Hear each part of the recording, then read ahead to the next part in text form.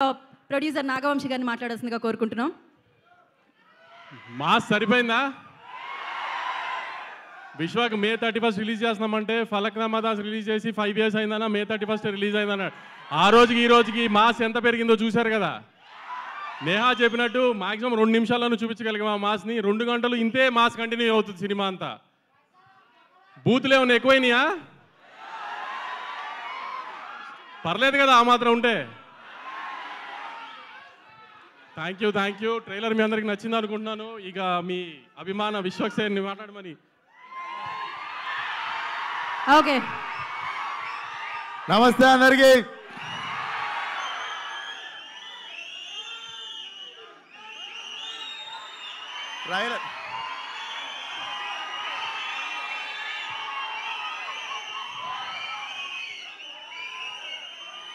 Trailer చూసి kick సరిపోక 2 tequila కొట్టొచ్చిన.